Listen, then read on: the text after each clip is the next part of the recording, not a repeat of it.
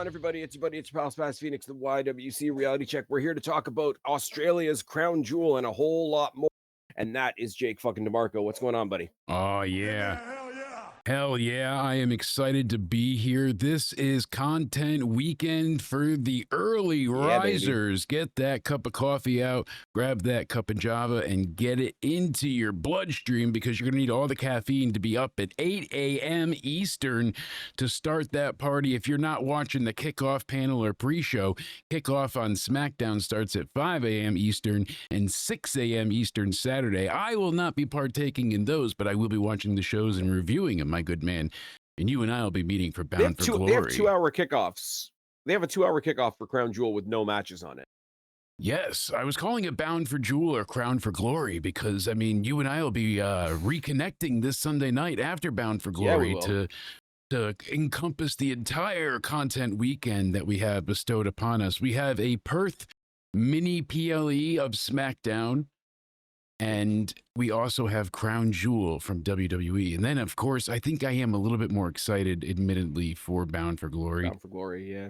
Funny saying that. Like, I cannot recall a time where TNA, you know, was really, like, legitimately, I am more excited about Bound for Glory than I have. Oh, yeah. And I was so hyped and for Showdown. To be fair, it's their WrestleMania. It's their All In. It's their... what do you call it? What's the one in New Japan? Oh my God, Wrestle Kingdom, right? There we go. So it does make sense. It's not like they're running Bound for Glory on WrestleMania weekend and Bound for Glory is better. One day maybe they might. Anyways, quick programming note for everybody. We will be cranking out a second preview tomorrow night, as Jake mentioned, for Bound for Glory. We will touch on NXT Showdown at that point as well. It just seems to tie in a little bit more. There's a lot of NXT participation in Bound for Glory, so you guys will have to wait for that one just a little bit. I have thrown in a SmackDown preview because as Jake has already mentioned, as they do typically, I just said do on the international shows, they tend to tie in the SmackDown with the pay-per-view and give us some sort of pay-per-view light, premium SmackDown, whatever you want to call it. So we will get to the matches that are set up for SmackDown as well. But I do have two topics that I want to throw at my buddy here. One of them comes from Monday Night Raw. Now, if I was going to pick something from Monday Night Raw to talk about, what would you think I would pick out of Monday Night Raw? The Vision, or maybe Roman Reigns and Jay and Jimmy? Nope. Ooh, the Bronson Reed? Nope. Becky? Yes. Oh, well, there we go. Well, the lack of Becky and AJ, maybe? Nope. This is a positive. And it's a positive. Well, smack my ass and call me Susan. I stand corrected. So let me hear your positive. You're not Sally anymore. We gotta update the log and everything. Yes, and branding. And with all due respect to Becky, this kind of is about the Becky match that we had on Raw, but it's not about Becky. Becky Lynch versus Maxine Dupree surprised the hell out of me. No, it should scare you because this showcases that not only she hasn't like magically learned how to wrestle in 3 months. You know what I mean? Like the girl probably could have done what she did last night months ago, and they weren't just letting her. Not to say that she hasn't improved drastically, which she has. It shows. But that was really the only story they had to tell. Hey, look at me improve, and it worked wonders. As a looking back thing, when people were sharing some stuff that she was doing at house shows, and she was having some matches on like the NXT, just the Florida loops and whatever. Yes. To be perfectly blunt, it wasn't hitting. No, she wasn't great. Like that's what I'm saying. Like so, but in the last 3 months, I feel like she's been able to, and they've just been keeping it a secret. You know, they've known like, hey, she's improved enough. We've got this. We can use it as I just hope they do something with it going forward, which I think they will because of the way they got the count out victory. If it was a quick roll up, I'd be like, maybe they. I hope they focus on her because what they showed was not only can Becky bring you to a mid-card main event level match, but now you can swim with the big fish. So if she goes back to being a comedy angle entirely and not doing any type of capitalizing on the moment and seizing the day, carpe those diem babies, I want to see you squeeze him. And what happens Okay. here, I'm worried. I think they'll just So kind of push her back to you hit nothingness. on the first part of why I love this so much. And it's not like everybody's going to turn around and all of a sudden like Maxine Dupree and all of a sudden she's going to be in the stratosphere, all Trish Stratus puns unintended. I'll tell you what I like though. Like not everybody likes comedy wrestling, which is fine. Everybody, you know, different strokes for different folks and all that type of thing. Her and Tozawa and I don't know where Otis is, but like the remnants of the Alpha Academy, it's pretty light. It's a comedy act. It's a feel good, maybe have a fun match between two serious matches type of gimmick. And there's absolutely nothing wrong with that. What I do love is a typically light or typically comedy based character coming out and having a take me fucking seriously moment. Absolutely. And I think they managed to do that. Not so much that you would think that she was going to get the win, even though she did technically get the win. Not so much that you think, oh, she's going to take Becky's belt, because I think I realized after the fact that the belt wasn't on the line, so that's on me. But I it was thought like, it was as well though, because I almost swear there was a graphic at some point being put out there to be I think somebody jumped the gun at one point, which is fine. There's mistakes in every whatever. And if somebody put out a bad graphic and that's the worst mistake we had this week, then we're doing all right. But I think for a character like Maxine Dupree and a gimmick like I say, what's left of the Alpha Academy, I think they're still called the Alpha Academy, actually. Yes.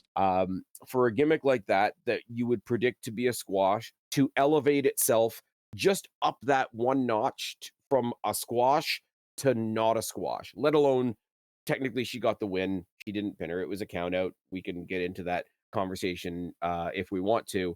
But in the body of the match, just to go from like, okay, lamb to slaughter to not quite lamb to slaughter, I love seeing that. I love seeing Truth have his little moments of like, yeah, I'm a comedy character and I'm here to have fun, but I will punch you in the face if I need to. Like Santino Marella, more so in TNA, has had a couple of moments where it's like, especially when they were doing stuff with him and his daughter interacting on screen or whatever, it's like he's still the fun character, but he like every now and then have a little bit of a, hey, don't piss me off, I'd like to stay the fun character.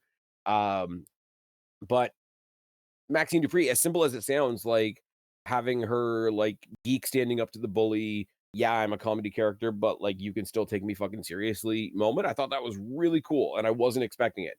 I thought she was gonna go in there, get a flash pin, maybe get like beat up after the match, and as you say, that's how we introduce AJ Lee or whatever. But it just like they let her have a cool moment, and I thought that was. And obviously, they did a further story with Becky's mental state after losing the match. Yes.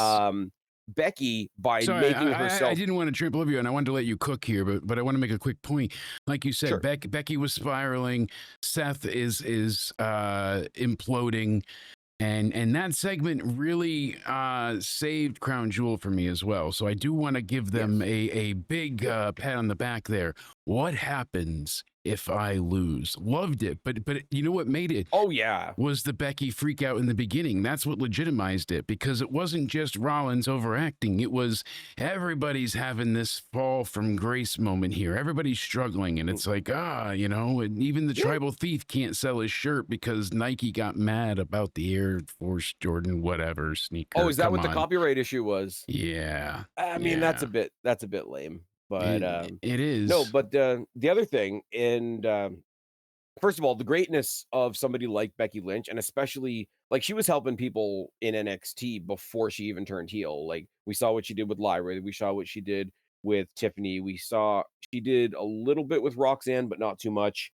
And now as a heel, being the heel to push back against, you could do that with like anybody that hasn't quite reached the level. Like if they break Raquel Rodriguez out of Judgment Day and she's finally going off on her own rather than being somebody else's heater all the time, let her come out there and smack Becky Lynch around and be like, hey, I'm having a moment. The way that Becky can come out there and be the star and make the moment not her moment, like she did for Maxine on Raw, is why you can't replace somebody like Becky Lynch. No, exactly. You're absolutely right. And the other part about this is the third person in the ring that nobody really talks about.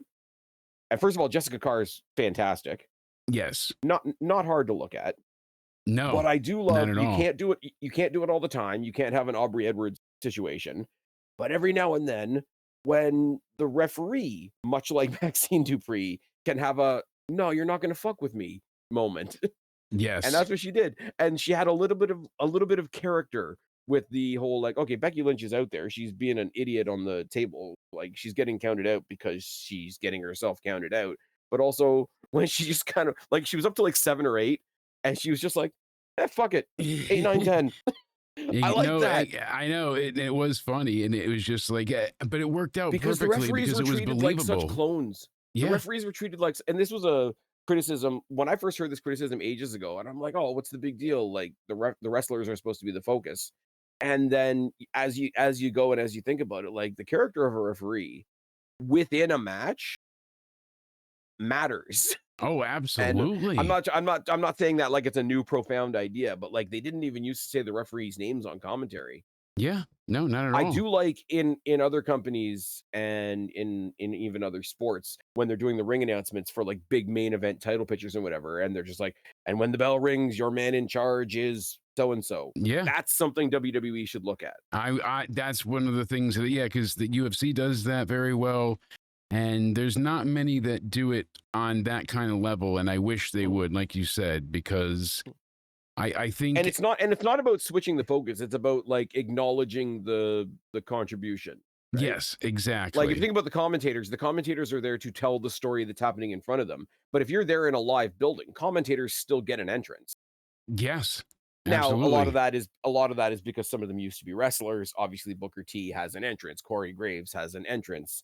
People like Michael Cole just has a big orange Tron screen that says Michael Cole, but it is what it is. And Michael Cole's somebody that's getting the credit that he never used to get for a long time because he was always sailing under the radar of it's not JR, which fair enough. We all love JR, but I think there's a next level of realization where people have developed a love for Michael Cole, and that's cool to see. Yeah, that's great. It was certainly unexpected, and it is something to behold, honestly. That being said, and I know we're going to talk about TNA and things a lot more tomorrow night.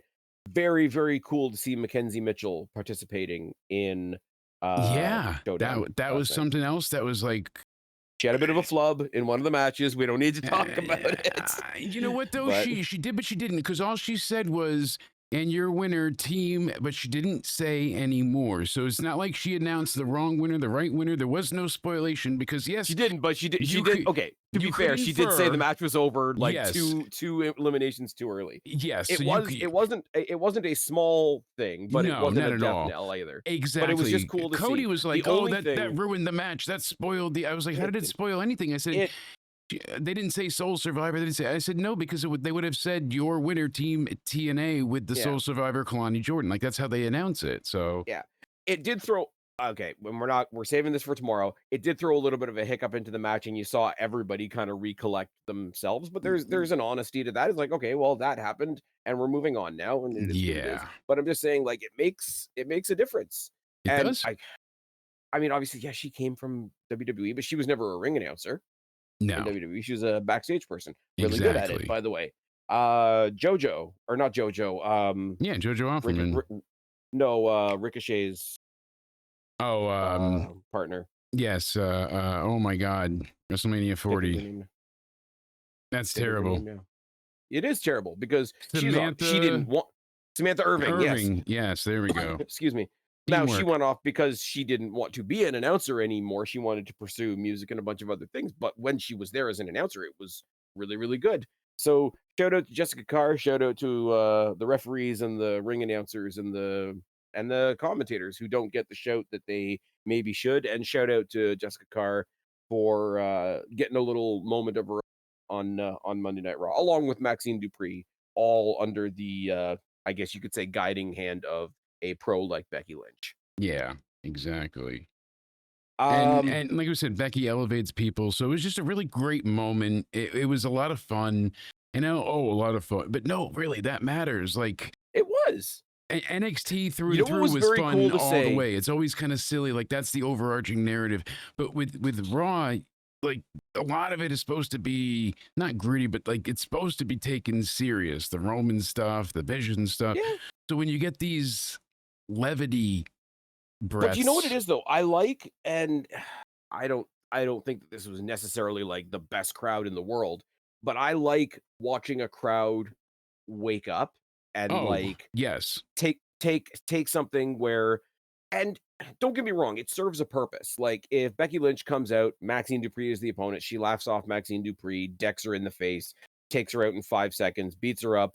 That becomes the tool for AJ Lee to come down, and now the top stars go off and have their story. That serves a purpose. Maxine Dupree in that spot has still served her purpose. Yeah, right? She was a catalyst to an end and a means to an end.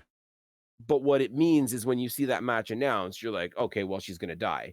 So you don't really get into it too much unless you're like a super Becky fan. Foregone conclusion, right? But then when because also it doesn't really feel like the machine is behind Maxine if she's just there to be a like a squash merchant type person. But when you see her firing up and you see her, like I say, I've said it a bunch of times now, have that no, fuck you, take me seriously moment. And you get that little inkling of maybe they're doing something with her, and you watch the crowd, like sort of the heads come up, and like maybe a couple people were looking at their phones because that's what happens when it's not the match they're there to see. And when you see a bunch of people that were like, oh, this is just this, get into that, oh, maybe this is this, you see a large group of people have an awakening like that throughout the match, and it just swells. And maybe it never swells to a peak, but it like you said, very much like what I said about Maxine herself. All it has to do is swell from nothing to something. And it's a really cool thing to see. Yeah. Really happy for Maxine Dupree, really happy for Jessica Carr. Obviously, as we've said, Becky's a fucking pro. One of those people that we love while she's here and will appreciate her even more when she's gone, I'm sure. Yes, no, absolutely.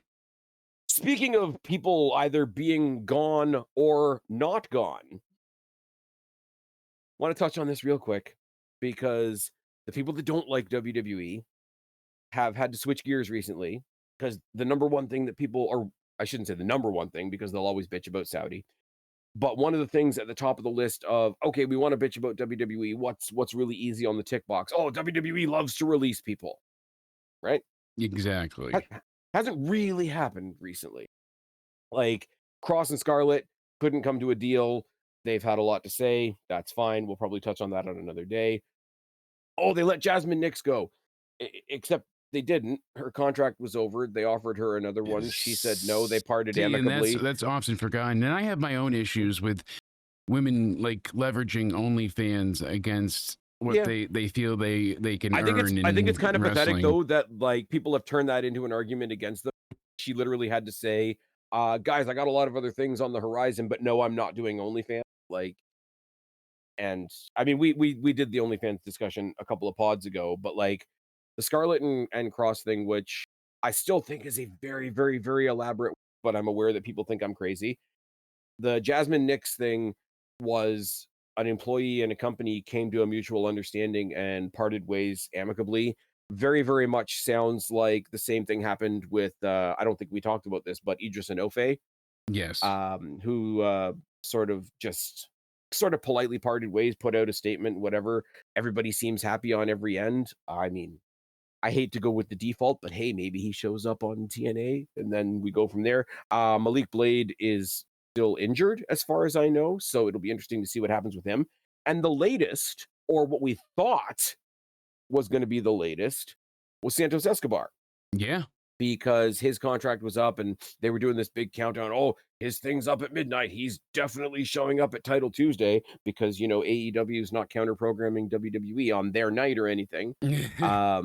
Right. But no, it was the idea that he had like severe creative concerns. They gave him like a slight boost in his offer and he turned it down. And it seemed like it was going towards the door, but again, very amicably, the way it seems to be these days in WWE. And then at sort of the 11th hour, Santos Escobar has reportedly come to terms with WWE on a new contract. I'm just going to read this straight from No DQ because I'm a hack. According to Mike Johnson of PW Insider, Escobar has come to terms with WWE on a brand new deal. According to all reports, WWE management took Escobar's creative concerns into account and presented him with a significantly improved offer compared to previous negotiations, and the two sides are believed to have reached an agreement late Tuesday, when Dynamite was happening and going 2.5 hours for no fucking reason to fuck with WWE's developmental brand. Right. There's no word yet on whether when Escobar will resume traveling with the roster. His new contract confirms that he's once again working for WWE. It would have been a bummer, and this is where you get the whole, oh, good for him, he escaped WWE, he's going to come over here now. Oh, now he sucks because he's going back. He took the bag. How dare he? Well, everybody that works anywhere is working for the bag. Let's be real for a second. I kind of hope he comes back on his own. There's a picture of him in the article, but it's from his Instagram, and it's just this huge black and white picture, like screaming at the sky. Kind of looks like when Roman does like the hoorah, and it's like sort of dramatic looking. Maybe yes. there's a new edge to it. Not Adam Copeland. He went to AEW. Yes, I stole that gimmick from Simon Miller. It's fine. But I hope it's something new. And even though they're not very high on the pecking order, I hope Angel and Berto do their own thing. Santos has always been sort of up and down in WWE. I don't think they've, like, other than when they positioned him like with Ray, I don't think they really treated him like a top concern. He came up with Legado, and then they took that version of Legado and gave them to Ray as baby faces and just said, hey, here, Angel and Berto aren't doing anything. You guys can be the new Legado.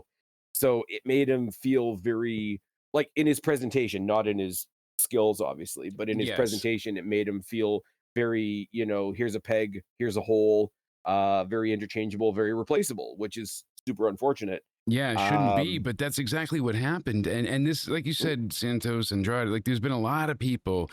And then you hear like, oh, Aleister Black wasn't willing to do jobs as he's putting over Sami Zayn and others on SmackDown. Like, it's just, oh, and then you got Meltzer saying, well, Andrade was toxic in AEW and they're not going to welcome him back as he comes out and debuts in the Don Callis family. Like, I don't think Meltzer has any credibility left at this point, but okay, Dave Meltzer has no credibility. Let's be real for a second. Yes. Go get your Fuck Dave Meltzer shirts from our friends over at the Wrestling for Life Network. I know it goes to some sort of, I know that particular shirt goes to some like literacy charity, which is fantastic. Right. But in all seriousness though, like I can't even be mad at Andrade. Like if he's going to keep playing mom against dad between the two companies and he gets a bag somewhere for it, I've used that expression a lot in this podcast so far. But how do you argue against that? Exactly. It's true. I mean, I can argue against it because he came back and he was terms with AEW, but that was not what was originally reported. So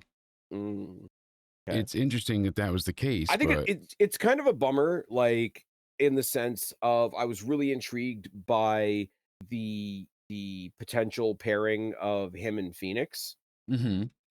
Because it seems like they are determined, and I don't know whether this is a good thing or not, but it's making me laugh in the short term. It seems to me like they are determined to keep sticking Penta and Phoenix in tag matches, just not with each other.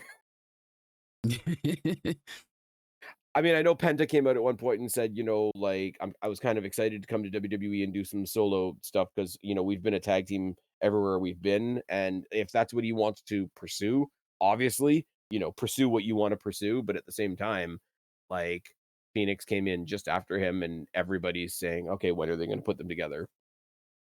Yeah, no kidding. I think he did say in the same interview, I can't remember who the interview was. I read it on No DQ, but I don't know who did the original interview. He said flat out, like, one of the matches we need to do is the Lucha Brothers versus the Usos. And I'm like, yes, absolutely. You do. Yeah. Absolutely. I mean, how could you not want that? And I'm sorry, I know it's the go-to for a lot of things, but like the Usos versus the Lucha Brothers in a ladder match what would it be? Escalera de la Muerta? But no, really, really cool to see that this is one that was, you know, not ideal that it went down to the wire, went down to the 11th hour, but it sounds like whatever the creative is for Santos next, sounds like he's happy with it. He got a better deal on top of a better deal money wise. Hope that serves whatever he needs to be serving at the time. And there's one we didn't lose. Yeah, exactly. So let's be happy that's what we got. Yeah. I mean, looking back on the other ones, I mean, Jasmine Nix looked promising, but she came in, she said, I think I'm worth this. WWE said, we're offering this. And she said, no. All the power to her for that. You know, bet on yourself and go find something. Idris Enofe and Malik Blade, I can't I mean, say you have that to, I no? was. I mean, yeah. Oh, yeah, of course you wrong. have to. Like, that's not the thing. The downside is, like, from the selfish viewer's point of view, it means I'm not seeing her on my TV anymore for a while until she finds a new place to be.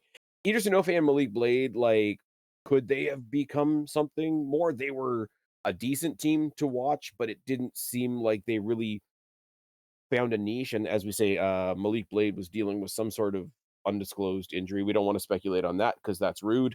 Santos is kicking around. I'm rambling on this one now, but I think it's pretty cool. Yeah. And I'm hope glad that he's re-signed and that he's going to be here for a while. And apparently move him to Raw. His last match was July 27th when he did the 6-man tag match in Mexico. So now apparently they have a big plan for him. It's a sizably larger deal than before as well. Like you were saying, it's substantial. So I'm happy for him. Again, as you said, get the bag, but get the bag, bud. You know, when they said initially, like, he's turned down their offer, even though it was significantly larger than his previous offer, and that was turned down. And then like I say, this 11th hour deal was significantly larger than the other significantly larger offer. Fucking good for him. And I'm not saying like, oh, big bad WWE should give everybody everything, but like, I like the guy. I really want them to do more with him. Yeah. Speaking of doing more, listening to that interview with Karrion Kross was heartbreaking, knowing what we know and hearing how diplomatic he is still in his responses. But I didn't care for Scarlett being like, oh, they were misogynistic in their, you know, the way they were handling things. I haven't heard this latest interview yet. I'm not going to lie. So, I mean, it just came out with Chris Van Bevere, and he's excellent. I always love watching his stuff because he brings out the real person every time. I know people say that, but like he genuinely does. He's not just, what was your favorite match? Who was your favorite opponent? Like he asks, like, what was it like wrestling Sabrina the Teenage Witch? Who the hell remembers that shit? You know, like, so going through all of this nightmare scenario, he knew that they weren't going to rehire Scarlett. Like that was the real crux of the thing. Like they said, sign you first and then we'll talk about her. And they told him last time, like, hey, we're not just going to have her with you. We're going to have her wrestling because now she's ready to go again. And then they put him up as Mad Max in the Thunderdome on Raw, you know, searching for gasoline. And he had no wife and he was beating, no, he wasn't beating anybody. He lost to Jeff Hardy in what, 2 minutes? As NXT champ still? No, I don't recall. One of the only times I've ever looked at a Jeff Hardy been like, what do you mean Jeff Hardy won? Yeah, and that was heartbreaking to say. You know what the bummer about that was though, right? Is because he debuted. The whole thing? No, well, but he debuted in NXT. Yes. In NXT where they presented him properly. I mean, he was Mr. Clean, but yes. But it worked. But he debuted in the pandemic times. Yes. He debuted in front of no crowd. And without even watching the first match, I watched his entrance for the first time. And I'm like, that's going to be at WrestleMania one day. And by the time he got to WrestleMania he had these her coming out and all that. Ooh, la la. Yeah, but at WrestleMania, they had the weird, stupid. I know. What's it? Chapter 4 or whatever. Yes. The fucking final chapter. Yes.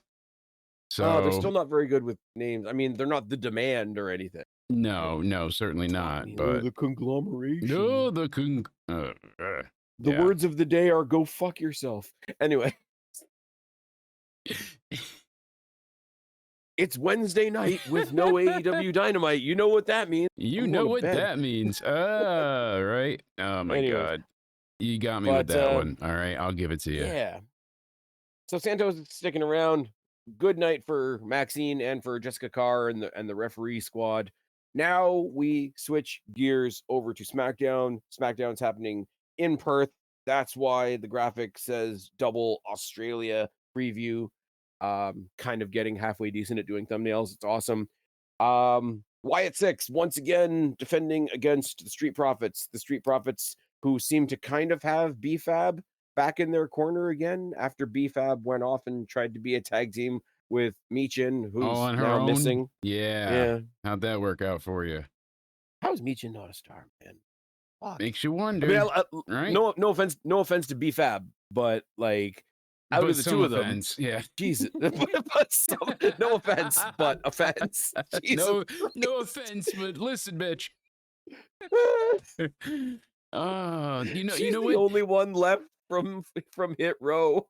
You know how sometimes the universe gives you one where it's just like you're like it has to be fate in a way, whatever you want to call it, but it's destined to be.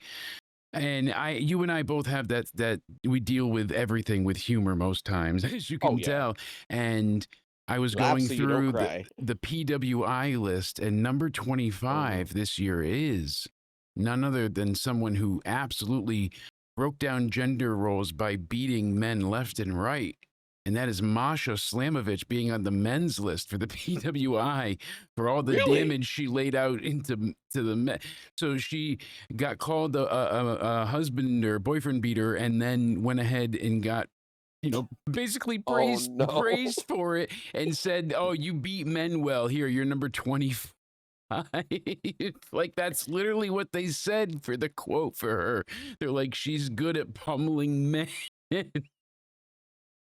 It's so her role is kind of like the reverse Trump role, because Trump's like undefeated against women. Yeah. I'm an asshole, it's fine. You know what's okay. You know what the thing is, like, okay, you're gonna be an asshole, you might as well dive in with both feet, right? You know what I would love to see? Yes. You know what I want to see? Mm-hmm. Alexa Bliss and Charlotte are the tag champions, right? Which the whole thing about the tag team championships, the women's tag team. Oh fuck! The whole thing about the women's tag team championships is they go across all brands, right? Yes. Well, everybody's out there saying, even though it's not true, that no, WWE's basically already bought TNA. Well, how about they go do an open challenge in TNA, and the new tag champions are Masha Slamovich and Tessa Blanchard. Oh, something good needs to happen. Something good needs to happen. And their manager, Brock Lesnar. Oh, God. I mean, Cornette went ahead and was covering the PWI. When they got to that number, I damn near pissed myself, because they were just ill-timed, but... and what happens if you see that guy on the side of the road, and you know that guy?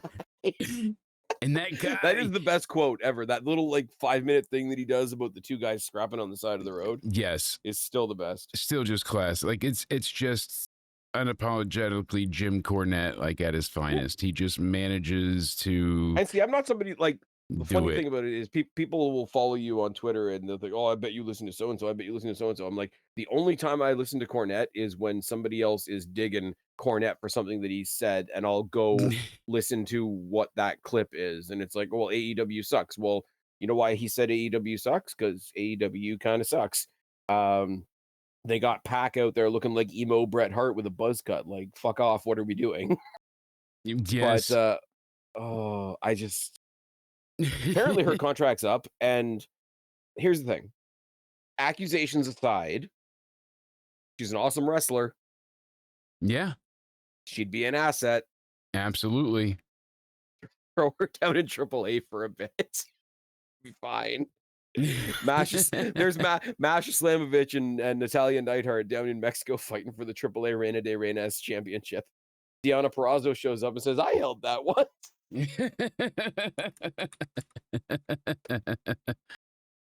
Oh my God.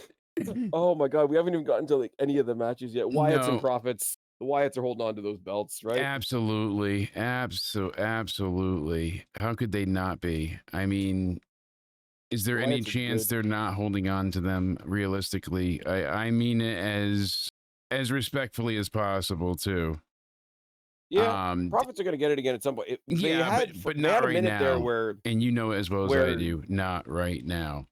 But they had a minute there on SmackDown where, the SmackDown picture wasn't exactly great on Raw, but SmackDown, they were almost throwing it out on the table. Like, here's a tag match. Here's another tag match. Here's all these wicked tag matches. Here's all these wicked tag teams that we have, because they do. Yeah. Made me wonder why they threw Mello Don't Miz together, because they already had some pretty kick-ass teams there, and then some of them just kind of disappeared, and now we're back to the Profits again. Yeah, no kidding. Bianca Belair syndrome. But I'm sure somebody will love me in the comment section for that one.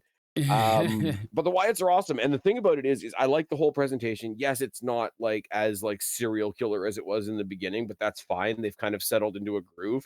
And Gacy and Dexter as the tag team of the group are really finding their way as a tag team.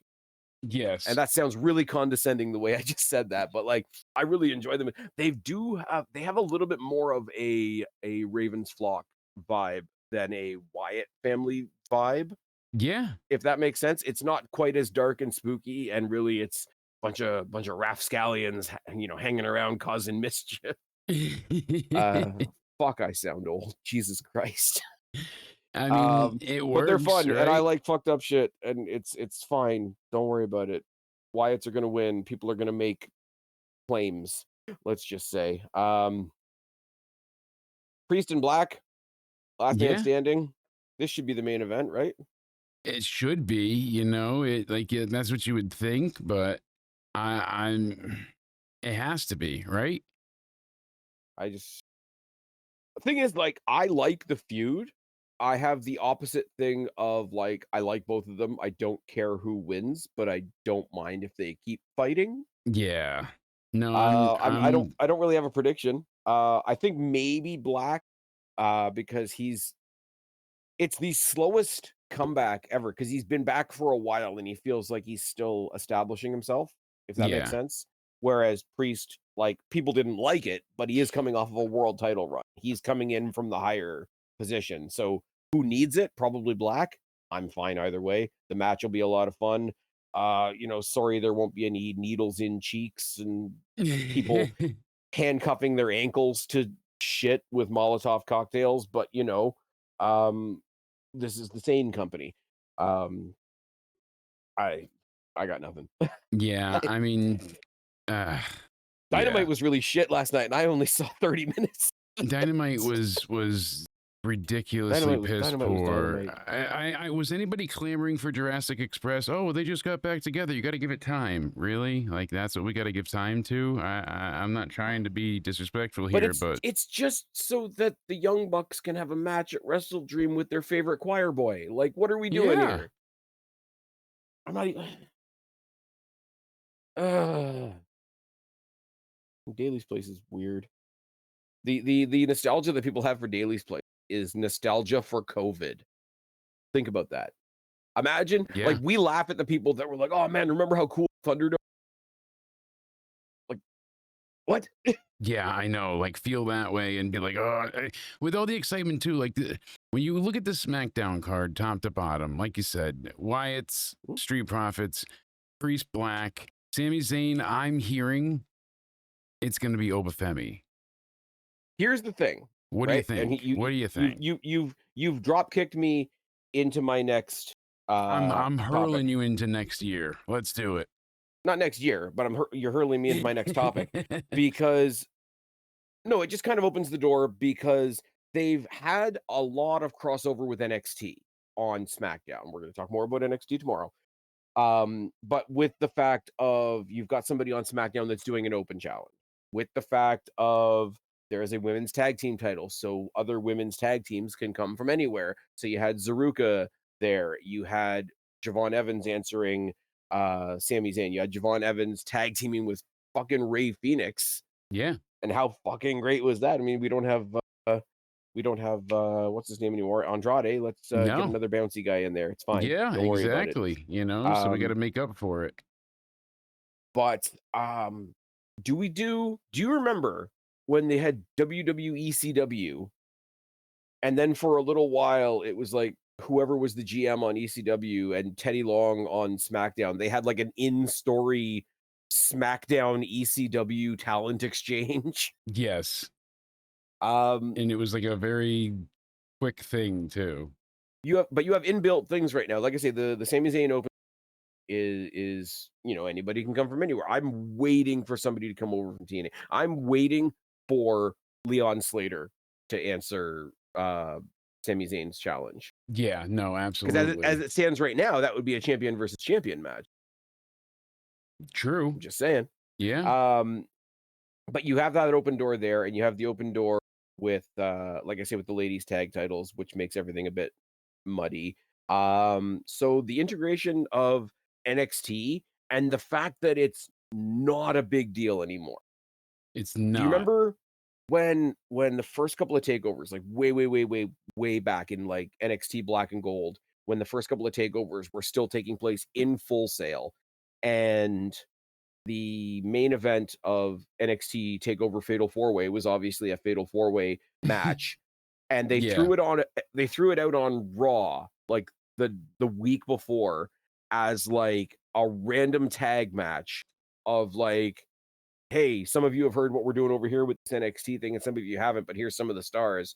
And it was like Tyler Breeze and Sami Zayn and I think Bo Dallas and somebody else. Yeah, I know it's something along those lines. But it was a huge thing. It's like, oh my God, like somebody, like if you're watching Raw, oh my God, somebody from outside the Raw bubble. Isn't that ideal? And it's like, now it's just commonplace. And it's like, oh yeah, somebody came over from next door. Like the neighbors came by. Thing. And I think it's cool that we're at that place. Very, very similar with the NXT TNA thing. And they're going to be a battle royal next week. I think Rosemary's going to win. Count my words on that, because it's the number one contender for Halloween Havoc. Rosemary versus JC Jane would be a lot of fun. Just putting it out there. I think it would be fun, but we'll see what we get for Bound for Glory. JC Jane, what she showed me, I don't know if you caught any of the review, but basically my point was, and I'm sure you kind of had the same feeling too, this showcased several people as opposite roles. Mustafa Ali got to have that face role. So did JC. I mean, the crowd was chanting for her, and they chanted "Holy shit!" Like all this stuff. She proved that she could be a babyface in that moment. We already knew this, but I'm saying to people that were doubters, like she showed how excellent she was in everything. She was like the top star in the match for me. Sol Ruka is always like I don't know how to say like show off in a good way. Like she's always like show up and show out. Yes, she's the spectacle of it. She's gonna go ahead and usually I will say, bring the dive on the outside, the soul snatcher. Other than the moonsault that like found nothing but ground, I think Mara Sade had a good night as well, and I think we actually called that on the preview. But you know what? I'm glad that happened, because it's not a botch. You get up and you miss at times. It makes it like I don't view those as, that's not a botch to me. That's you tried, you crashed and burned. A botch is where you see like, Goldberg just dropped Undertaker on his neck and almost paralyzed. Like that's a botch. You know what I mean? Like when two guys crumpled to the mat. I can see why people say it was. I can see why people say it was though, because whoever she was trying to land on didn't roll out of the way. She overshot it. Yeah. So as a performer, she made a mistake, or you could say in the story, the competitor in the match overshot and made a mistake. You can play it off two ways, but I just think what you're saying out of all of this is that JC Jane is going to answer the Sami Zayn Open Challenge. Yeah, I mean, I'm just being a dickhead. Yeah. Okay, here you're bringing me back around to my point, because Obafemi had his dominant run. He had, he went out there and killed everybody until he finally came out there and put over Ricky Saints in his 27 DDTs. It's fine. Don't worry about it. That's what I loved about it, though. He didn't Rochambeau him. He probably could have. You know what I mean? But they didn't. I think it makes sense that I think it makes more sense if he walked into the ring and said, "You know what? I'm not even going to try, because if it doesn't work and I hurt myself, I'm fucked in this match." Yeah. So he went in preeminently or pre-planning, preemptively. There we go. With a different plan, to the point of like, what I usually do isn't going to work. I'm not even going to try it. That makes more sense. What I'm saying though about Obafemi, yeah, I would say yes. I would say yes, except for there's a very obvious and kind of fun, but not really super interesting answer. Yeah. It's gonna be Grayson Waller. They're in Australia. It absolutely is going to be Grayson Waller. I mean, and I don't want to say that like it's a bad thing. No, and I don't want to say like I'm like piggybacking off of you, but I said this last week as well. I still don't believe it's going to be Obafemi. Like, I'm having fun with it, but I would love it to be Obafemi if I wasn't stared in the face with the fact that it is Australia. It is Grayson Waller. Grayson Waller's not on the pay-per-view, and WWE does. Yeah, they had him being advertised the whole time he was doing press down there. They had him they're doing all the press with the interviews that she was doing with Rhea Ripley, where she's Tony like, Storm, I'm gonna throw you out the window and stuff like. Oh my god. We could do it but here. No, and like now. it is kind of like it's cool in a way because you get to have your hometown moment, which is absolutely fine. Yeah. It makes it predictable, which is also like that's not the worst thing in the world. No, it's only the worst thing in the world. Yeah, it's only the worst thing in the world because we have somebody else in mind. Like ever since Oba dropped the title, yeah, and everybody's kind of said, okay, what else does he really have to do in NXT? So now there's an open challenge that exists on the main roster. And now we're asking this question of when does Obafemi show up, not if. Not if, yeah. It's like when Batista came back and he was screwed and forced to be a heel, even though he didn't want to be because he was swallowed by Daniel Bryan. Because he wasn't Daniel Bryan. Exactly. So Bautista and Blutista trended for those reasons. You know what I mean? Like it happens. People just get, I don't want to say pigeonholed, but like shoehorned into a certain not even character, but like angle because of fan outcry, outreach, whatever you support. Yeah, I don't get what they're doing, like with the AJ Styles thing. I'm glad they had the vocal fans getting the match, but AJ doing this whole, hey, let me interrupt, let me see, you know, why I can't cut a promo. The only reason they did him in Triple H. The only reason they did that, they had him being a bit of a rebel so that he could go online and put the suggestion of the match out there. Yes, so that I'm WWE kick ass.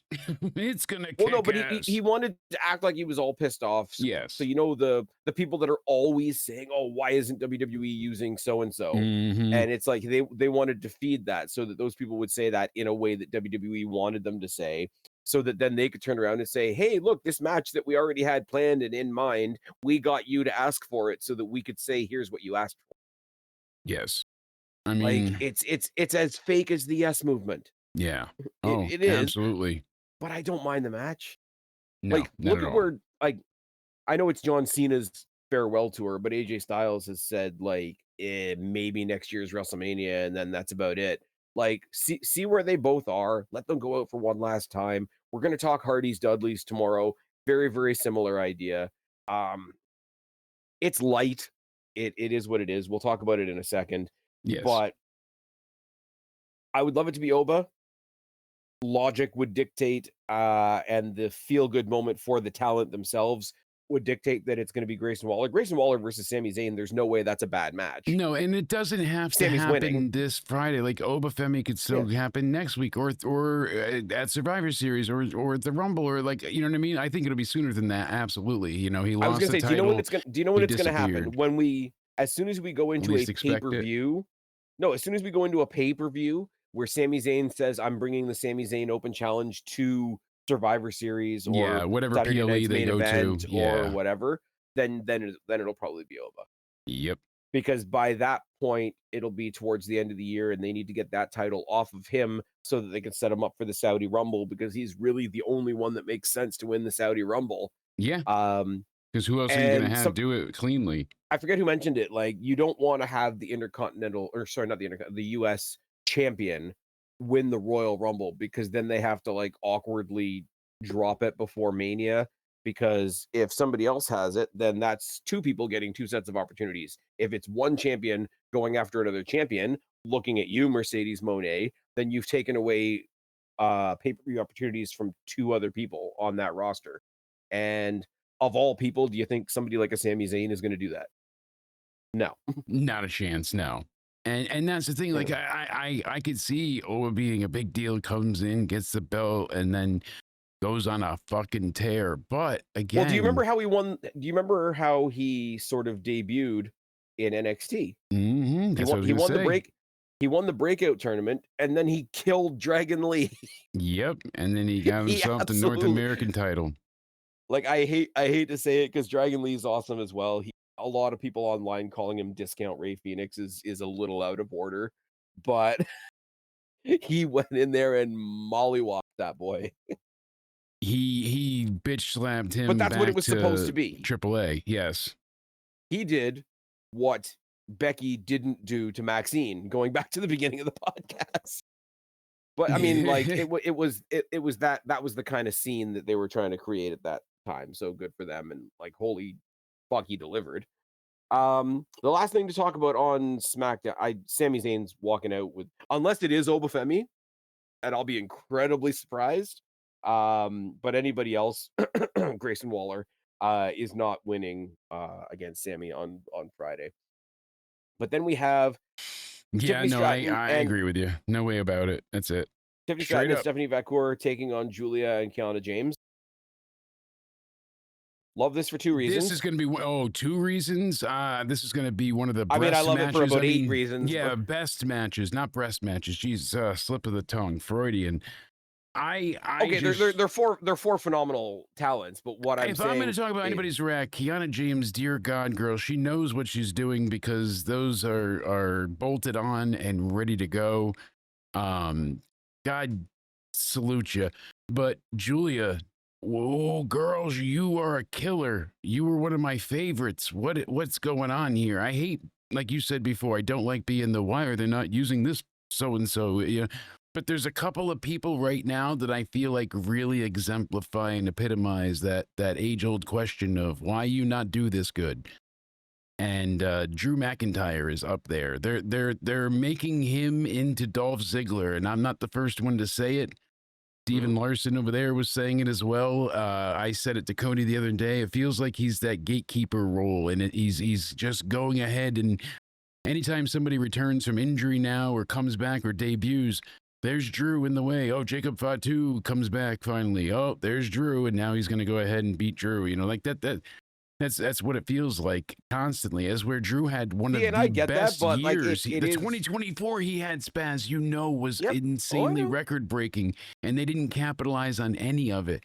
Cody literally politicked backstage for Drew to win the title at WrestlePalooza, and they refused. Yeah, I mean. So that's the thing, like he's one, but Julia's the other. This PLE, she should be on there defending her title. She's not. And when she came out, it's not been defended once, Spaz, on any PLE.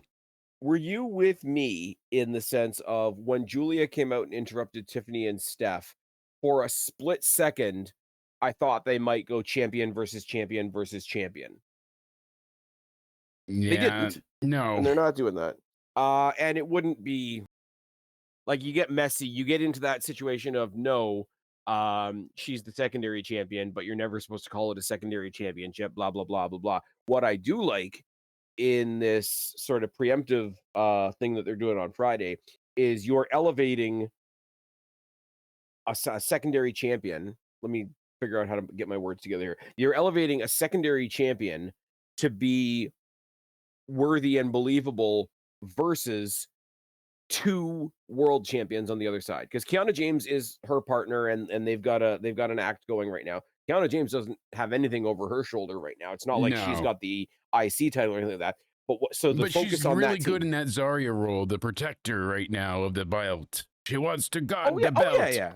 She's not so much guarding Julia, she's guarding the US title. Like you said, it's very simple and it's very formulaic, but it works. It's working. It's not a miss. But what I'm saying is like right now, the focus on that team is Julia, right? Yes, absolutely. So what you're saying is Julia with this US title that people are saying hasn't been, ever defended on a PLE.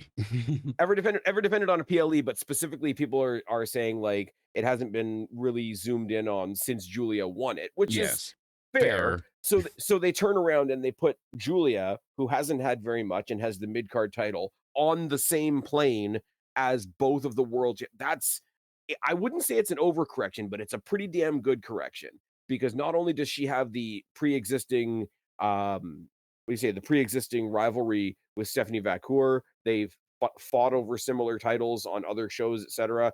But like what you've done by making them the two world champions is Tiffany and Stephanie are on the same level because they're the world champions. Stephanie and Julia, through their past, are on the same level because they've fought over the same title of the NXT title at the time, whatever. So by association, Julia is on par with Stephanie, who's on par with Tiffany. So therefore, the mid-card champion is on par with the main champions. And not only that, we're also trusting her to be in a gimmick with Kiana James, which is kind of what we used to introduce Kiana James. Yeah, no, yes. you didn't. Oh, we're not doing so much with Julia. We have so much faith in Julia. We're already using her to introduce another new person. So there's all the other, like, what do you want to say, like mechanical storytelling things that tell me they see a lot in Julia, even if they're not throwing her on every poster right now. Do you know what I mean? Like, yes. No, they're not. They're not making her the main event right now. No, but she's not Rhea, but she's not forgotten either. She's still but they're giving her all the things that tell me that the company has faith in her. Oh, absolutely, Spaz. Absolutely. Like she's not. That's what I was trying to say before, because I don't want to be like, oh, how are you not utilizing her right? But she's still having matches. She just tore apart Michin, you know, like that was. Here's the thing. Okay, here's the thing, right? They're putting Stephanie's on Raw, Julia's on SmackDown, right? Do it the other way, right? If Dominic Mysterio, your Intercontinental Champion, went in there and had a really solid, believable head-to-head match with Cody Rhodes, how much would that do for Dominic Mysterio? Yeah. I mean, that's what they're doing for Julia in this match. Absolutely. And they're trusting her to take that ball and run with it and bring somebody else even more new with her. Yeah. And like they're doing all the things in the company. They're doing all the things in the company that tell me the company has faith in her. And if they have faith in her and they put her through these like little side tangents, side quests, all these little tests, she's going to be in the Stephanie spot. She's going to be in the Tiffany spot. Yeah. And Tiffany's the one, like if she goes in there and has a good showing against Tiffany and Stephanie, yes, Stephanie's the one that she has the history with. Yeah. Tiffany's the one that's on the same show as her. And out of everybody, Julia is the ring general. She's the one that has the most experience and is the one that is the one to call the match per se. And it's her job to make everybody else look great. And she's predicting they one win, to have like the Ronda Rousey effect. I can't speak today, all the exhaustion, where she goes ahead and it's not like just one great showing, but it's like Julia's able to showcase people in such a way that they have these amazing outings with her. Look at what her and Stephanie pulled in NXT. That's why Stephanie eclipsed her, because Julia was like, oh, here, now you win, you beat me. But she did it in such a way that it was so emphatic that it just excelled. And not only did, like I said, did it work, and it excelled far beyond expectations, but it set her on a course that people didn't expect. Julia we thought was going to be the Stephanie Vaquer, according to Nikki, who has disappeared just like AJ Lee. I said the other day on the pod, Spaz, one of them I miss. Right? AJ Lee was in the little glass box. They break when needed, in case of emergency, break out AJ Lee, because they brought her out for WrestlePalooza. Hey, we have this new show. We want to make it a yearly iteration of one of the top shows, and we need to sell tickets quick. We got Lesnar and Cena, but AJ Lee is going to be, oh my God, everybody wants that. Like, it was huge. And it shows how Triple H in 2025 especially is showcased and focused on moments, not story, not character development, not emotions, but moments. He wants to, as much as he bitches about the marks, not listening to the audience and don't cry online, I just I'm trying to find a better way to word it, but he really is set out to get the reaction of Reddit and Twitter, and he wants to see them, because John Cena is the ultimate example of this year.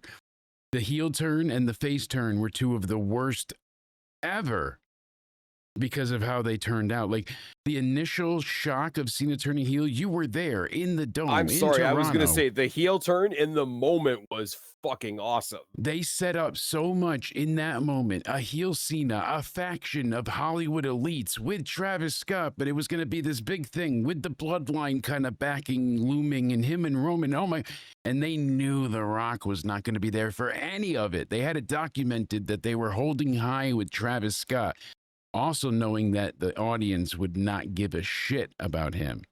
So I think you just need to do Travis Scott versus Bad Bunny, and the winner gets to sing at the Super Bowl. But that's another story for another day. And then they could both marry Taylor Swift, however the hell that works. Granted, no, they're all turning on Taylor Swift now. I know, it's fantastic. They're chasing their own tails. MAGA dog whistle party. It's amazing. They have taken her lyrics. I saw a few TikToks, and it's absolutely maddening.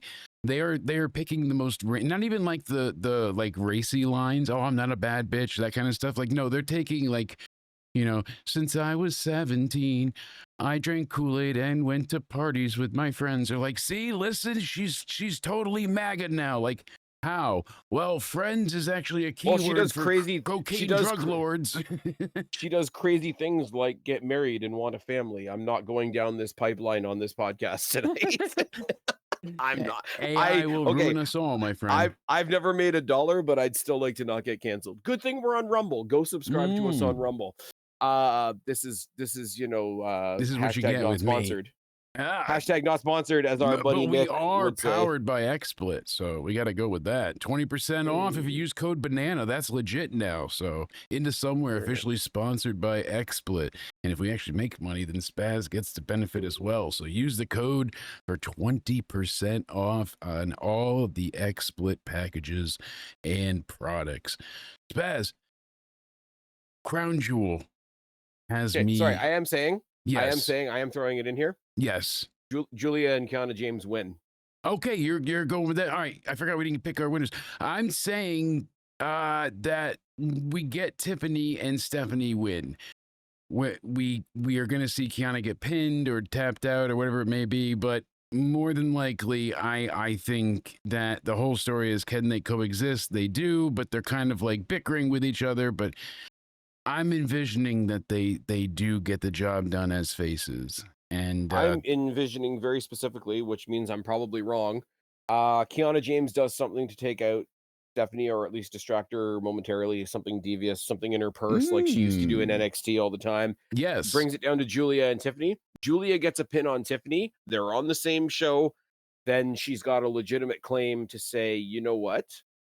Maybe it does need to be champion versus champion. Yes. A couple of weeks, next show, Saturday night's main event.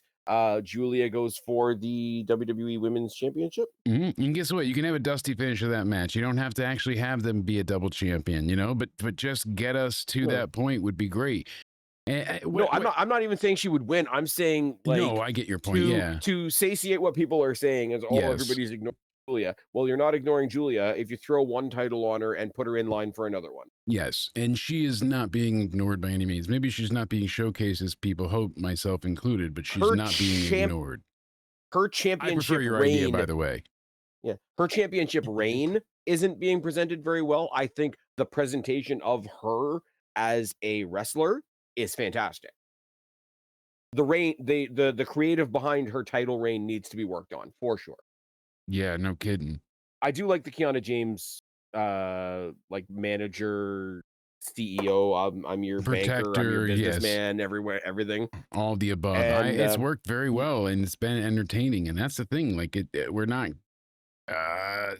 surprised, because I knew with her on NXT, I'm like, yo, she's so fucking charismatic, and maybe the wrestling wasn't quite there yet, but the character work was building nicely. Yeah, but you know what? They and again, like, Julia's a great talent, but they paired her up with Fallon Henley for a while. Remember when, like, Briggs and Jensen and Fallon Henley were like that trio, and she was like the outside invading force, but at the same time, they got the women's tag titles from it. That.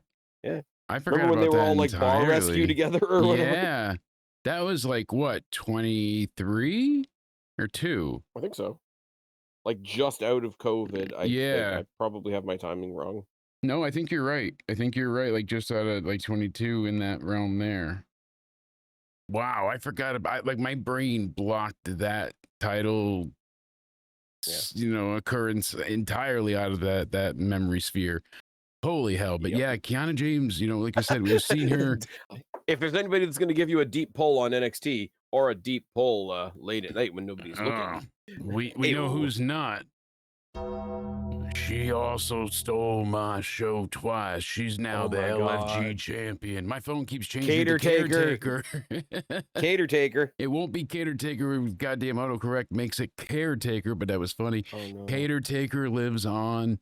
Michelle is getting lit up everywhere right now because not only is the podcast a disaster, but Matt came out saying with Maven, he's like, he just showed up one day and was like, oh, by the way, we're not doing the podcast anymore, and I'm getting bought by WWE, gonna make a ton of money, and you're not. Sorry.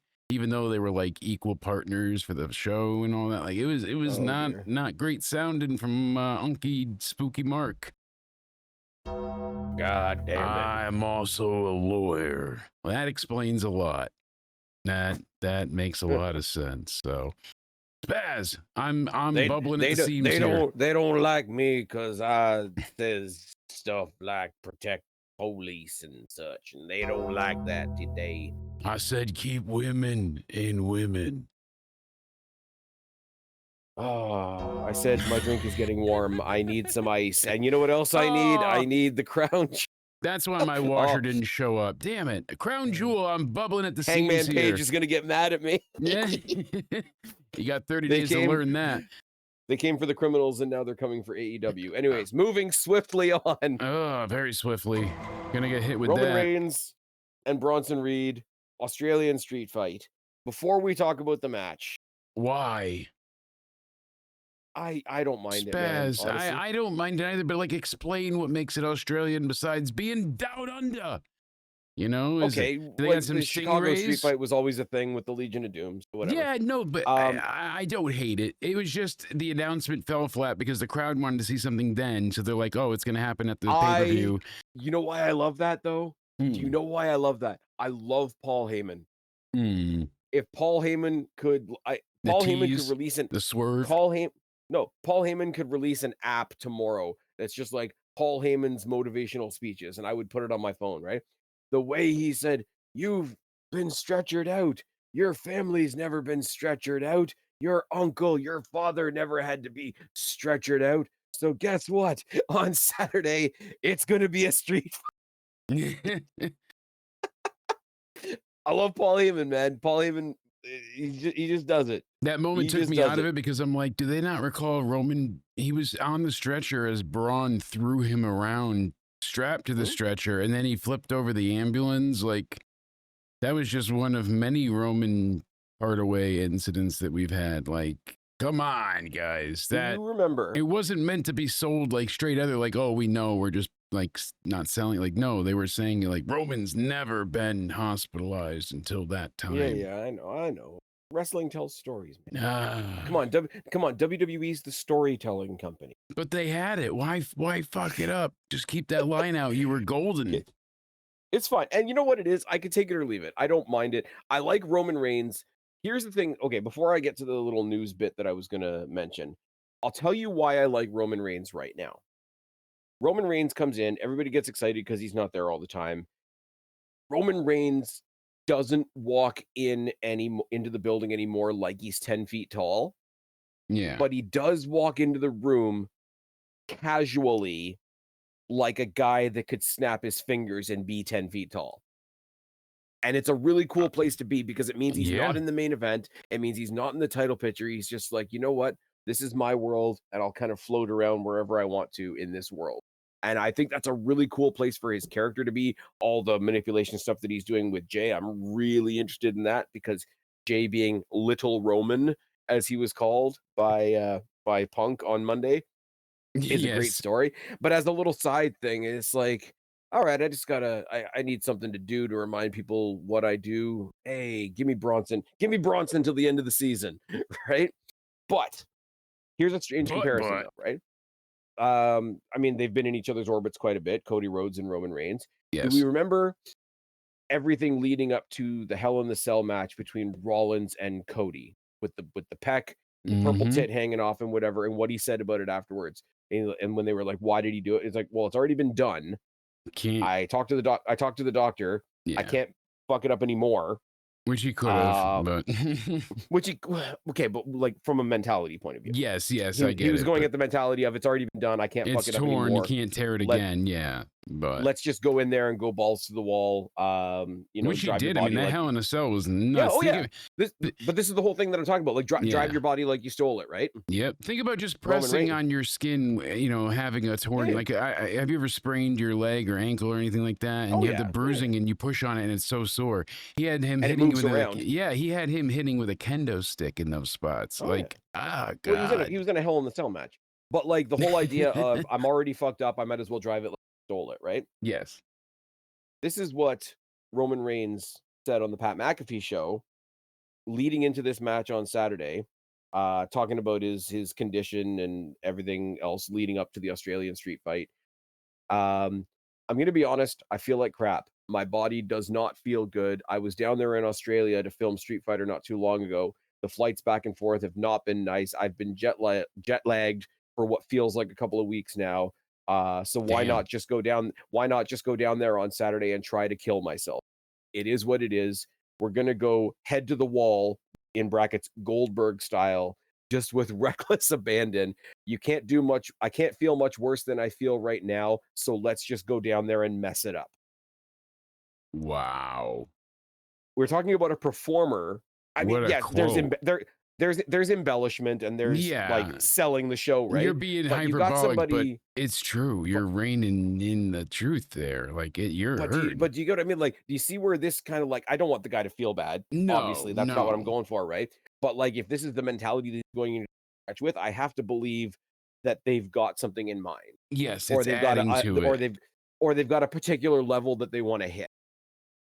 If it is probably a better way to say it. And if it's Spaz, I think this match is going to rival maybe not the excitement level of WrestleMania 40 Night 2 main event, but I think it's going to rival the zany wildness that was the tribal combat and how that worked out. So I think there's going to be a shit ton of interference and commotion and craziness, and everyone's going to be just pure insanity. All the running, surprise! Oh my god! And my prediction is that Seth wins because he has to. He can't lose. They painted that picture so well that if Seth loses, you've switched over to the Seth match. I did because it connects with your story, so I'm over. Okay, so we'll combine those two. Sorry, I was like, did we just hop matches and I didn't realize? Yes, but it's tired in here. Yeah, no, because you're not wrong, but all and with the vision, like. So Bronson Reed and Roman Reigns, I have a very hard time imagining that Bronson, again with like the vision needing this momentum shift. We've seen the Bronze lose many a times when they should be dominant, they should be dominating, and they should be winning consistently. They should be tag champs right now, really, defending the belts regularly and just destroying folks.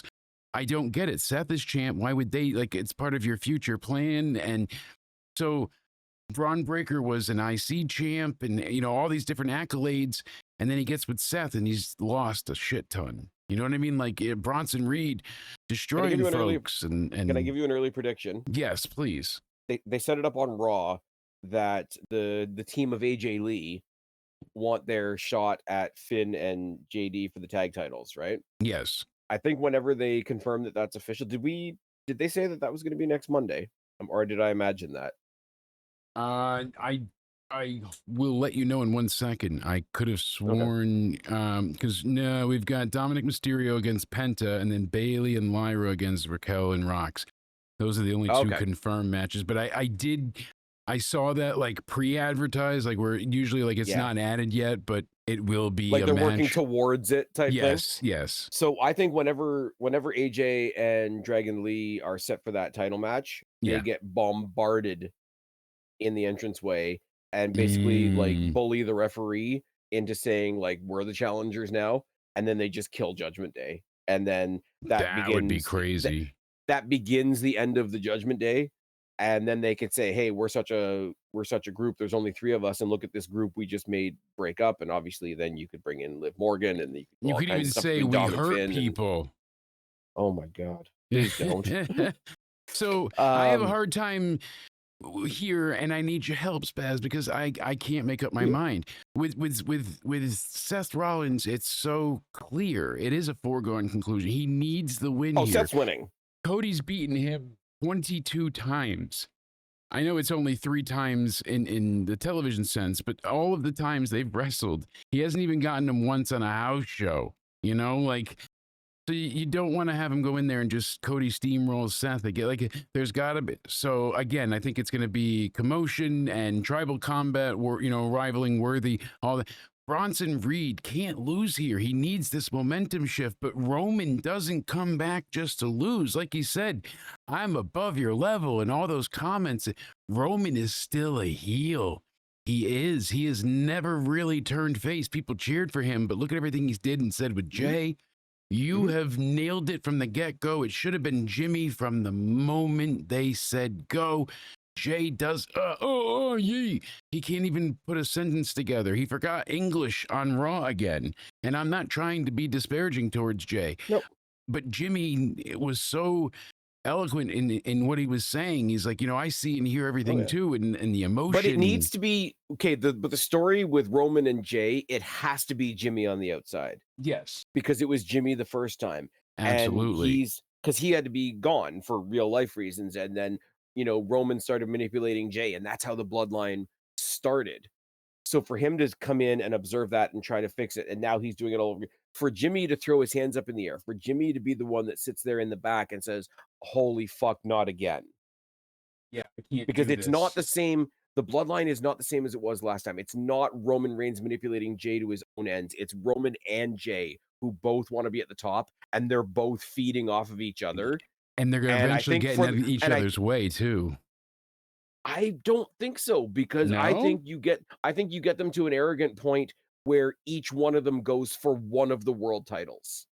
They don't own a show. They own WWE by owning both shows. Roman would go for the WWE. Obviously, Jay would get his world title back.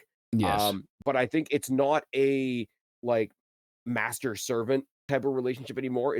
They're both hungry, they're both pissed off, they're both frustrated, and in the worst way possible, they're both feeding off of each other. Yeah, and I think the way they're feeding off of it, they're turning heel, like themselves are turning heel without even realizing.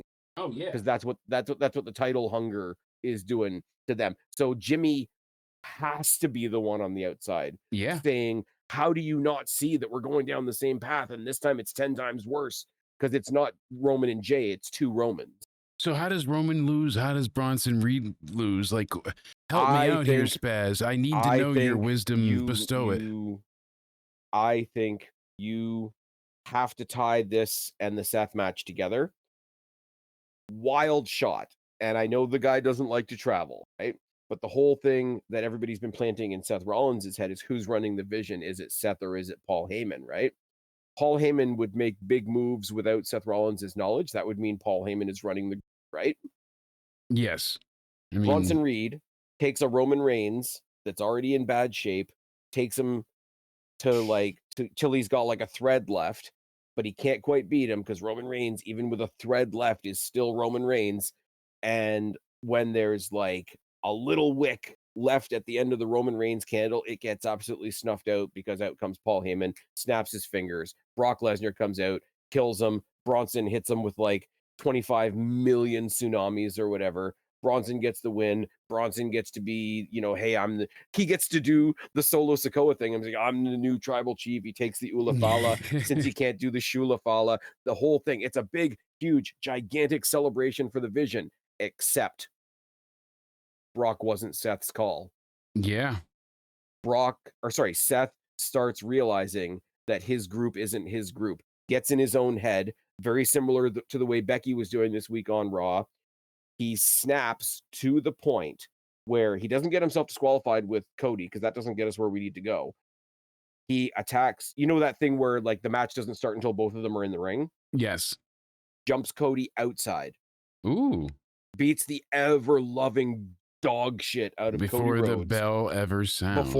Before the bell rings. And it's the story isn't even, I have to beat Cody Rhodes. The story is, I have to do something to get control back because I just lost it in the last match that I wasn't even in. Play out a psychological story with Seth Rollins. Cody Rhodes becomes the whipping boy for it. Cody Rhodes, the ever vigilant babyface champion, says, no, I'm good. I can go. Ring the bell. Gets killed, gets the ring. Because him winning the ring again, Cody Rhodes winning the Crown Jewel Championship again, doesn't do anything for Cody Rhodes. Yeah. So that's the other thing about it. Yeah. And if I can double back on this for a second, Cody Rhodes, Seth Rollins, the heel, is going to win the men's because the babyface Stephanie Vacour is going to win the women's. Yeah. And I do believe that's what's going to happen. Yeah. She's got the rocket and she's got the momentum, but she's also the one that needs it. Tiffany Stratton's already awesome. Tiffany Stratton showed up on the main roster and people loved her into being a babyface. She's sort of being snarky, bitchy, like temporary heel just for the dynamic of this match, but she's a babyface. Yeah, she is. Tiffany Stratton's way more established. Like Tiffany Stratton goes around the world and gets bet. She's getting cheered in places Bianca Belair and Naomi are getting booed. Oh, those countries are terrible, obviously. Moving swiftly on. I think it's gonna be a fantastic match. I think after the match a couple weeks ago on SmackDown that ended up with Jade Cargill getting her face split open, I think Tiffany Stratton needs to have a good night. Between Friday and Saturday, Tiffany Stratton needs to have a good night, one of those nights. Like a good, solid, like, people were blaming her for that whole situation where I don't think it was entirely her fault or any of her fault, and the timing was all bad. And Daphne LaShawn came under a bunch of scrutiny. Like we're talking about Jessica Carr earlier, and they get some agency about them, and then they get blamed when everything goes. Daphne, it was a botch, it was a bad pin, it was whatever, but also it's not the end of the world, and people need to not be dicks. Yeah, and I mean, like we talked about it at the like, time, but the way she came out and responded to such harsh criticism, way harsher than it needed to be, with such positivity, I'd rather chill with her. I'm sorry. Like, it is what it is. But Stephanie Vacour is the one with the rocket strapped. Stephanie Vacour is the match. Stephanie Vacour and Rhea Ripley is the match eventually. I think maybe we see that as early as Survivor Series, if not every single person is in a War Games match. It's not the worst thing in the world. No. Maybe you stretch it out to WrestleMania next year, because I know that there's people.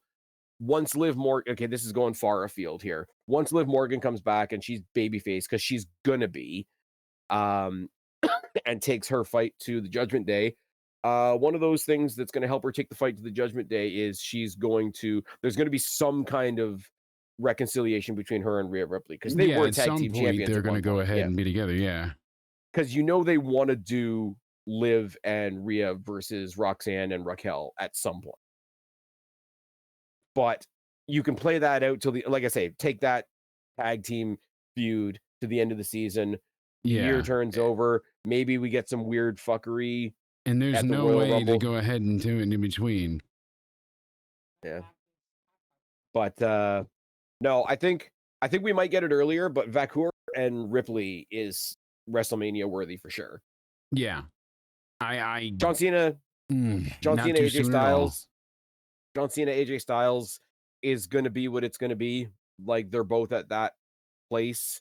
Nobody's really a babyface. Nobody's really a heel. Again, AJ Styles, kind of like Tiffany Stratton, is turning up a little bit of a heel vibe for the sake of the dynamic of the match. But I mean, it's going to be a match. They're going to shake each other's hands at the end. It's just going to be nice, I think. I agree. I feel bad not having much to say about it, because I do look forward to the match, but that's really all I have to say about it. I don't think AJ Styles wins, because I think Cena's going to win and lose to Gunther on his last match. Yeah. That's what I'm predicting right now. Gunther's we might as well talk about it here. Gunther's a fine enough choice. It's not a bad choice. It's not a bad choice at all, but Gunther, it's Gunther right now, and Gunther is just that. It's Gunther. He's not a bad choice by any means whatsoever, but it's also he's not at the level that he was when, you know, we Gunther was in demand. I feel like now it's kind of lacking a bit. You know, it's not the same. It's not the same Gunther. Well, I'll tell you who I want his last opponent to be, and it's the answer that would have been a joke at the beginning of the year and is totally not a joke now. Is Dom. Yeah. No, absolutely. And John Cena, Dominic Mysterio as the last match. I don't know, just something different. And I don't just mean that for like different for different sake, but like he's come back and he's done all these, like, I'm gonna face all the main eventers. I'm gonna face Cody. I'm gonna face Punk again because reasons. I'm gonna face Logan Paul because that's a thing that happens in 2025 and people get angry. Obviously we revisited the Randy Orton stuff. Dominic Mysterio, because it would be a lot of fun, and I think both of them would have a lot of fun with it, but also like Cena fought Eddie, and how much of like the dynamic of Dirty Dom comes from like heel Eddie, like everything from the mullet to the shimmy to the frog splash, and you know, the cheating, like I smacked myself with the chair, but then I threw it on the ground so that the other guy could get caught with it and whatever. Like, it could be a lot of fun. They're not going to do it. It's going to be Gunther and it'll be fine, but it'll be a match, like you say. I don't say it in the same way that you were saying it is, Gunther's just Gunther right now, but like the match will just be a match, and then Gunther will go on to like do more awesome shit. Apparently Ilya Dragunov's coming back soon. Yeah. So we'll visit him. And the thing about that is Ilya Dragunov and Gunther will not be the same as NXT UK in the empty BT Sports studio, Ilya Dragunov versus Fat Walter. Because no, I'm sorry, I mean, like, yeah. I give you and I have talked about this before. I give the guy all the credit in the world for the transformation that he's been through ever since he's come to the main roster. The guy's cut out of stone. He's a machine. But like I can't speak. Fat Gunther was a monster. Yeah. I mean, he really was. And he used it to his benefit. You know what I mean? Yeah. I don't know. We're talking about this because I don't have anything to say about John Cena versus AJ Styles. That's kind of the thing. It's just going to be a match. It's going to be a great match, I'm sure. But there's no story. There's no Cena wins. Lol, that's the match. Like that's really what happens here. And I hate to be less insightful, but I'm predicting Roman Reigns wins. But I forgot to say that earlier. Like I liked your explanation, obviously, but I can't envision Roman showing up and not winning here. Like it's kind of just, it's Roman. Hard to bet against him. It's like a bit, going against the Globetrotters. No, for sure. Same thing. It's hard to bet against him. That's why it's hard to bet against him, and that's why I am, because the reason they're gonna do what I think they're gonna do, not necessarily with the Brock thing. That's my prediction. But like AJ is phenomenal, but they're he's on the level of Cena, and like you said with Brock, like he is. But what are they gonna do? You know? Yeah. I do hope AJ goes and does something with TNA before he calls it a day. I hope so. I was kind of hoping that's where the disservice and poor treatment led to. He's like, oh, well, I'm going to go somewhere where people want me, you know. You guys won't even let me cut a promo. I'm going to go where I'm actually needed. I could picture, actually wanted, that kind of thing. That's kind of what I was hoping for, but here's an odd comparison. Yeah. As I say, and I've said it for the 100th time now, we are going to talk about Bound for Glory tomorrow night. On the show, on the Bound for Glory show, I was going to say the show tomorrow night, but that's on Sunday. There is a match on that card that is the match that I am most looking forward to, and I wish I could make a case for it being the main event, but I can't because it's not going to be the main event, and that's Javon versus Leon Slater. We'll talk about it more tomorrow, right? Yes. For this show, that match, the match that I'm the most looking forward to, the match that I wish could be the main event, except it's not going to be, Rhea Ripley and Io Sky versus the Kabuki Warriors. Yeah, I mean, this is going to be a damn good match. I hope Kyrie doesn't injure anybody else. I mean, it's been did you see that horrific and the idiotic Alabama slam into the apron? Why? Yeah. Why? I mean, I know. Why? That was so foolish. I know. You know what it is? Like, it's been a couple of days, and I don't disagree with you, but the hyper anti WWE / anti WWE's women's division because it's awesome slash anti Kairi Sane because somebody dared to make a comment about Riho, people have already raked her over the coals, and I don't have it because I've already seen her get it. So like, I'm not disagreeing, but I'm not dogpiling on her.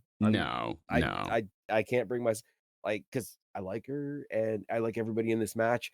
Here's the thing, before we get into this match as it actually is, if this wasn't in Australia, I would criticize it, because if you want to do the damage control people explode story, Bayley should be in the Rhea Ripley spot. Yeah. And I was going to mention that, and I don't like Crazy Bayley right now. I may be alone on that island, but it's just not. I dig Crazy Chicks. I dig Crazy Chicks too, but I don't like the schizophrenic nature of which they're doing it. It's too on the nose and too. Here's my. It's definitely not going to happen, but it would happen if I was booking things. Plan. Lyra Valkyria, awesome, right? Yeah, Lyra Valkyria trying to navigate this Bayley that's having these issues and whatever, right?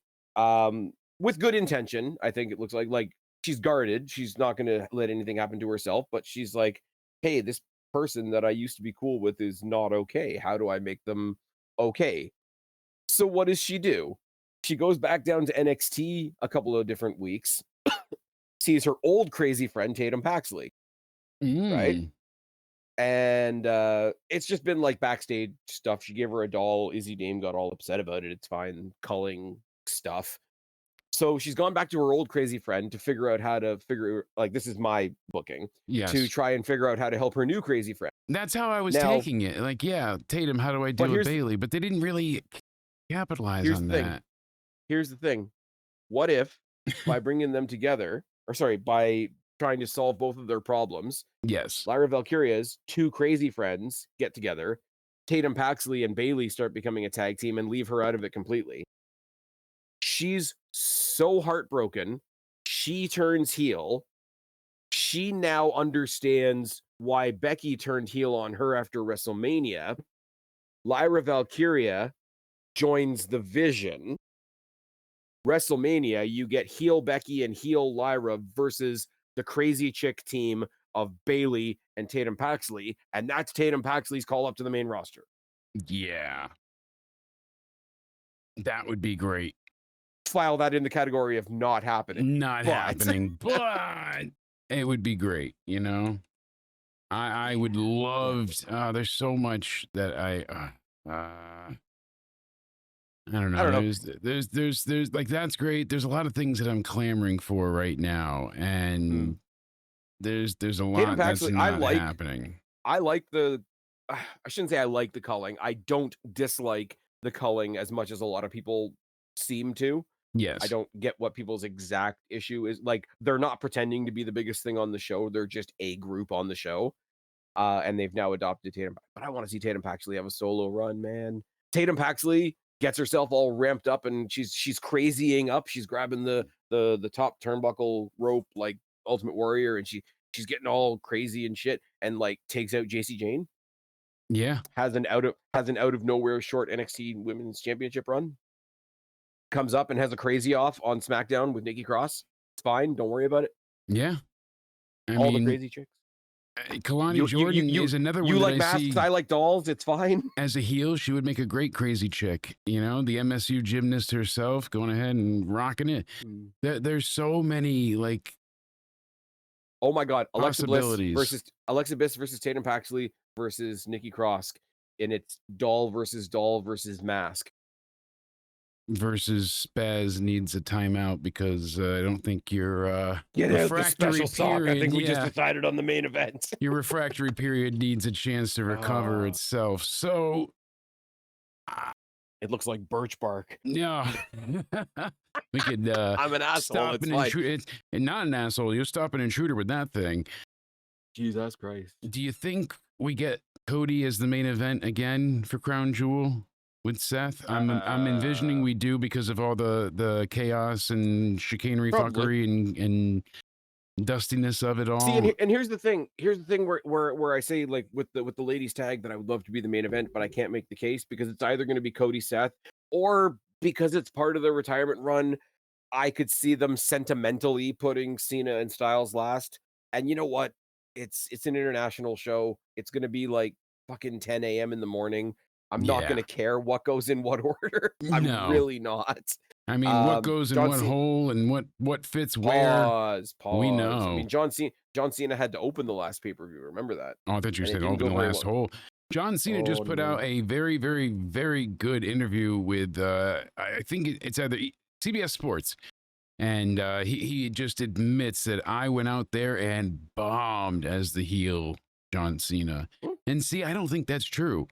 I don't feel like anything John did failed.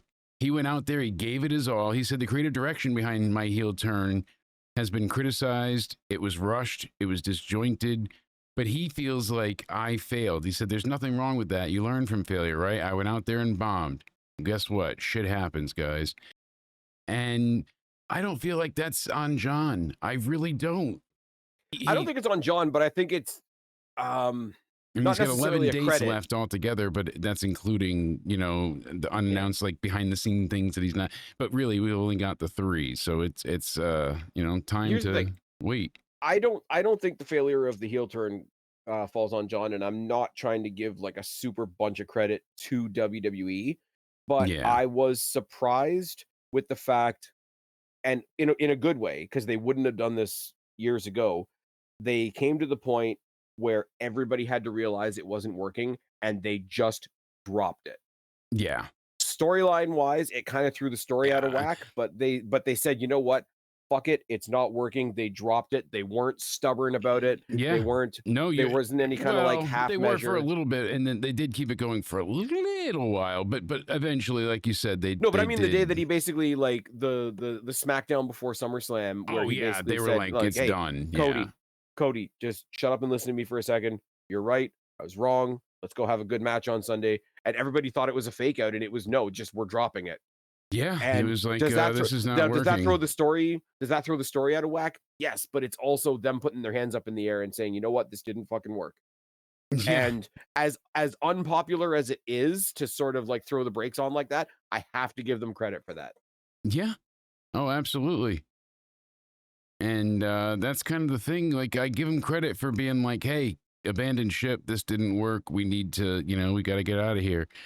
Because it was a disaster, and I appreciate that they did that. Like you said, they could have just kept limping on for the rest of the year.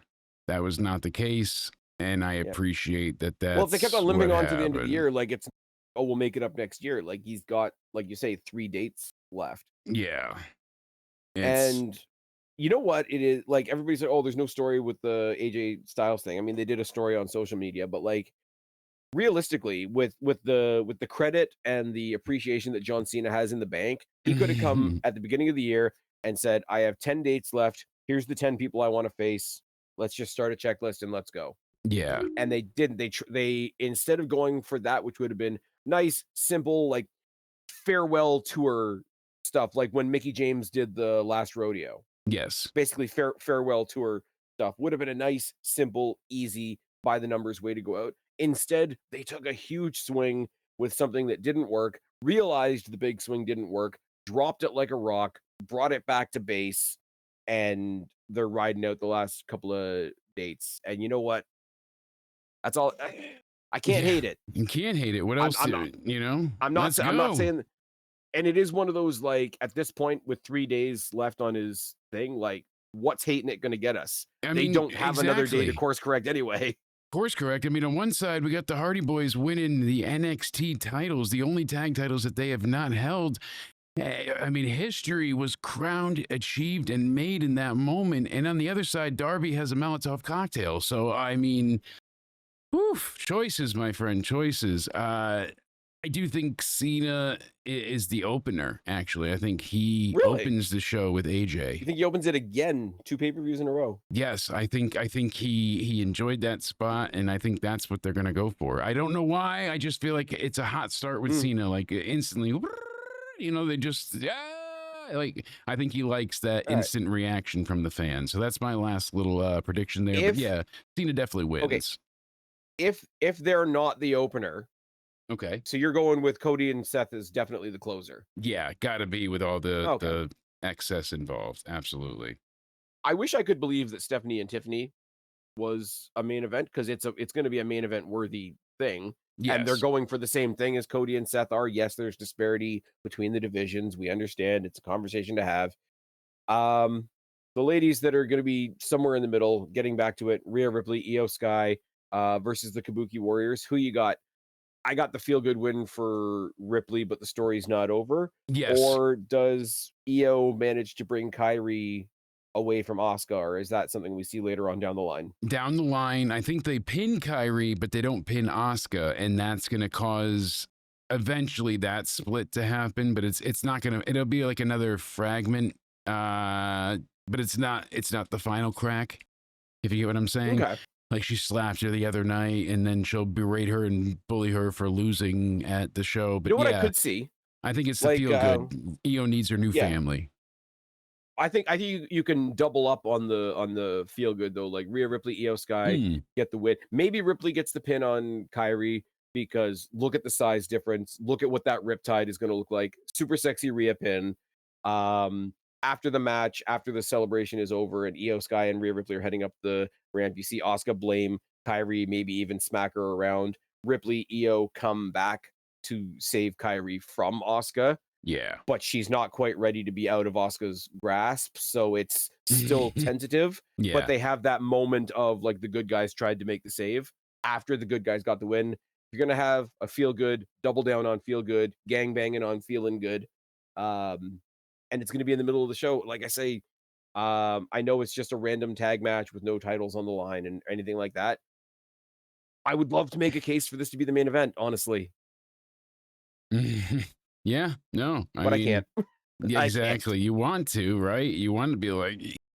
Because you know what? When you try to say that something else should be the main event, there's always one final table. Anyways... My good friend, my good sir, as I trip over my words again because it's tired in here. Tell them where to find you. You can find me on YouTube. It's youtube.com/Jake DeMarco or Jake Countdown Ended DeMarco. You can find me on Twitter/X, on Instagram, and on Rumble, all at Countdown Ended. Find us on TikTok as well. It's Jake.CountdownEnded. And again, thank you to XSplit for powering us here. Use code BANANA in the the shop for 20% off all your purchasing needs for XSplit. So shout out to them for being so awesome for the channel.